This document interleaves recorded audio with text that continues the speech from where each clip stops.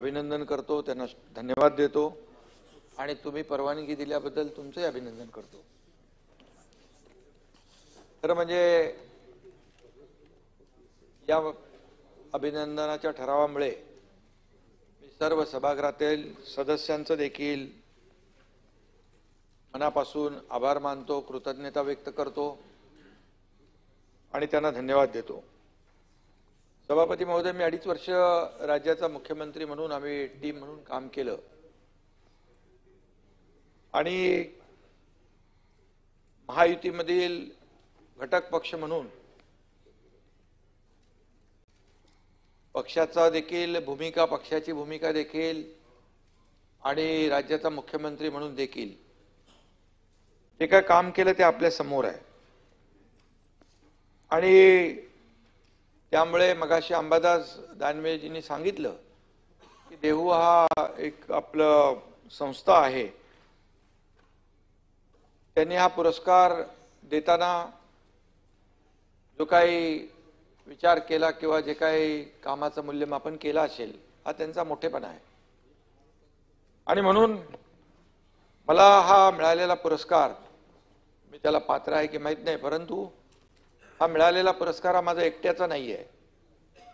हा पुरस्कार मला कायम माझ्या कामाला आशीर्वाद देणारे वारकऱ्यांचा आहे, धारकऱ्यांचा आहे, शेतकऱ्यांचा आहे, माझ्या लाडक्या बहिणींचा आहे, लाडक्या भावांचा आहे, लाडक्या ज्येष्ठांचा आहे आणि तमाम महाराष्ट्रातल्या जनतेचा आहे आणि म्हणून हा पुरस्कार मी महाराष्ट्राच्या जनतेला अर्पण करतो। खरं म्हणजे हा सन्मान मी मगाशी म्हटलं एकट्याचा नाही, सभागृहाच्या वैचारिक परंपरेचा देखील हा सन्मान आहे। सत्ताधारी पक्ष आहे, विरोधी पक्ष आहे, ठीक आहे, आपले राजकीय मतभेद जेव्हा असतात तेव्हा असतात, परंतु या सभागृहामध्ये आपण आल्यानंतर एक सत्ताधारी आणि विरोधी पक्ष म्हणून ही रथाची 2 चाकं असतात। त्यामुळे आपण राज्यामध्ये अनेक निर्णय घेतो, सर्वसामान्य माणसाला त्याचा फायदा होईल अशा प्रकारचे निर्णय आपण घेतले आणि खरं म्हणजे हा सर्व सहकारी कार्यकर्ते सगळ्यांचाच हा सन्मान आहे। वंदनीय हिंदुहृदय सम्राट बाळासाहेब ठाकरे यांचा हिंदुत्वाचा विचार, धर्मवीर आनंद दिघे साहेबांचे नाव घेतलं, त्यांची जी काही शिकवण आहे, या जनसेवेचे हे संस्कार जे आहेत ते माझ्यावर लहानपणापासून आहेत आणि म्हणून संत तुकाराम महाराजांच्या नावाचा पुरस्कार हाच एक संस्काराचा एक सन्मान, त्याचा एक भाग आहे असं मी म्हणतो आणि म्हणून संत तुकाराम महाराजांसाठी प्रत्यक्ष परमेश्वराने पुष्पक विमान पाठवले देहूच्या पवित्र भूमीत आणि महाराज सदेह वैकुंठ वासी झाले, वैकुंठाला गेले आणि या दैवी घटनेला 375 वर्ष पूर्ण होत असताना त्या दिवशी हा पुरस्कार मला दिला गेला, हे मी माझं भाग्य समजतो। छत्रपती शिवाजी महाराज देखील तुकोबांच्या दर्शनाला त्या पवित्र भूमीत जायचे आणि त्या भूमीतच मी हा पुरस्कार स्वीकारला, हे देखील माझं भाग्य आहे। जनता जनार्दनाची सेवा करण्यासाठी मिळालेला हा जगद्गुरु संत तुकाराम महाराज पुरस्कार मी त्या दिवशी नम्रपणे स्वीकारला। या पुरस्कारासाठी माझी निवड केल्याबद्दल श्री क्षेत्र देहूचे अध्यक्ष आणि संस्थांचे सर्व पदाधिकाऱ्यांचे मी त्यावेळेस आभार मानले, आजही आभार मानतो। माझ्या राजकीय सामाजिक जीवनातला हा सर्वोच्च आनंदाचा, समाधानाचा आणि भाग्याचा क्षण असंही मला वाटतं, कारण अनेक पुरस्कार मला मिळाले, त्यामध्ये हा पुरस्कार जो आहे सगळ्यात महत्त्वाचा आहे, कारण राजकीय अधिष्ठानापेक्षा धार्मिक आणि आध्यात्मिक अधिष्ठान हे कधी आपण सर्वोच्च मानतो आणि त्या माध्यमातून हा मिळालेला पुरस्कार माझ्यासाठी मोठा आहे आणि म्हणून आता या पुरस्कार मिळाल्यामुळे जेव्हा एखादा पुरस्कार मिळतो तेव्हा त्या माणसाची जबाबदारी वाढते आणि त्यामुळे आता माझी जबाबदारी वाढलेली आहे. या पुरस्कार रूपी आशीर्वादामुळे मला खरं म्हणजे मी सगळ्यांनाच मगाशी कोणी म्हटलं की डेडिकेटेड टू कॉमन मॅन, तर मी जेव्हा मुख्यमंत्री होतो त्यावेळेस सीएम म्हणायचं, सीएम चीफ मिनिस्टर मी म्हणायचो, सीएम म्हणजे कॉमन मॅन. आणि आता कॉमन मॅनला आपल्याला त्याच्या जीवनामध्ये गेल्या 2.5-3 वर्षामध्ये आपण काही बदल घडवले.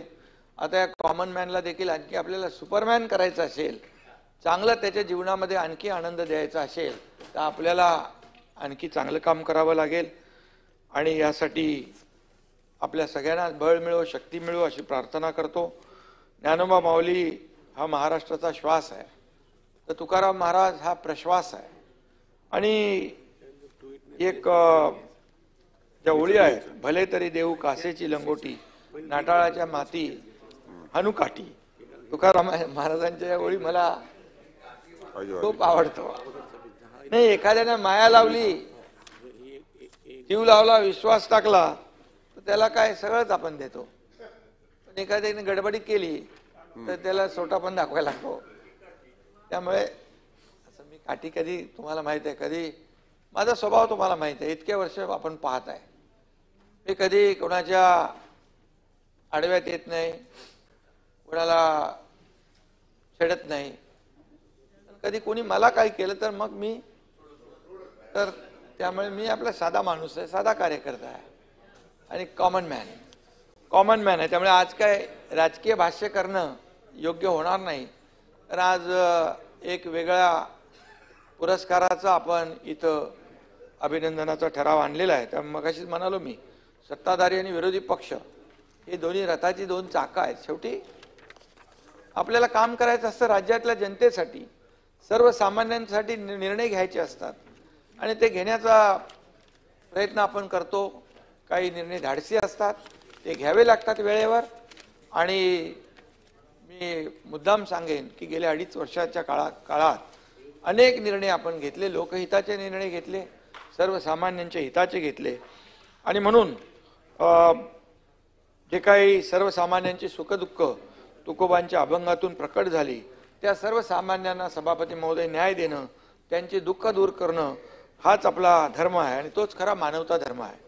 आणि म्हणून मला एका गोष्टीचं समाधान, आनंदही आहे की मुख्यमंत्री पदाच्या काळामध्ये मगाशी दादांनी सांगितलं आणि आणखी आपल्या मित्रांनी सांगितलं, प्रवीणजींनी, की वारकरी संप्रदायासाठी जे काही करण्याचं भाग्य मला मिळालं ते समाधानकारक आहे. कारण विठुरायाच्या दर्शनासाठी महाराष्ट्राच्या वेगवेगळ्या भागातून शेकड्याच्या संख्येने दिंड्या पालख्या दरवर्षी निघत असतात. पायी चालत आषाढीच्या आधी 1 दिवस पंढरपुरात पोहोचतात. या प्रवासात अनेकदा वारकरी बंधू आजारी पडतात, दुखापत होते, काहींना आर्थिक परिस्थितीमुळे वारी करणे शक्य होत नाही. अशामध्ये सर्व वारकरी बंधूंचा विचार करून आपण आतापर्यंतच्या इतिहासामध्ये पहिल्यांदा आपल्या काळात वारकऱ्यांना दिंड्यांसाठी अनुदान देण्याचा निर्णय घेतला आणि तो आपण सुरू केला. वारकरी विमा छत्र योजनेत वारकऱ्यांचा विमा देखील आपण काढला. वारकरी लाखो वारकऱ्यांची जी आरोग्य तपासणी त्या ठिकाणी करण्यात अनेक कॅम्प आपण लावले. पालखी मार्ग आणि पंढरपूरच्या विकासाच्या कामही मार्गी लागते. दर्शनासाठी 24 तास त्याहीपेक्षा जास्तीचा काळ उभं राहून त्या दर्शन बारीमध्ये थांबावं लागतं, तेही मी पाहिलेलं आहे. आणि त्या ठिकाणी देखील तात्काळ आपण निर्णय घेतला आणि निधी दिला. आता त्या ठिकाणी आरामशीर आपल्याला ते प्रकल्प झाल्यानंतर हा जो काही त्रास होता, गैरसोय होती, ती देखील दूर होणार आहे.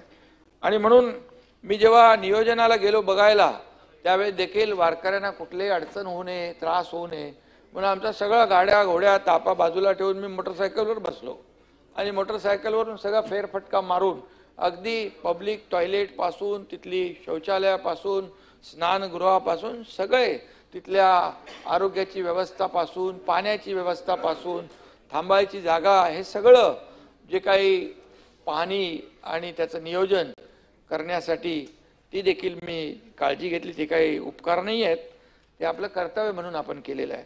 आणि त्याचबरोबर दर्शन सुरू असताना आपण यावेळेस VIP वारकऱ्यांपेक्षा दुसरा कोणी VIP नाही असं समजून आपण त्या ठिकाणचं नियोजन केलं.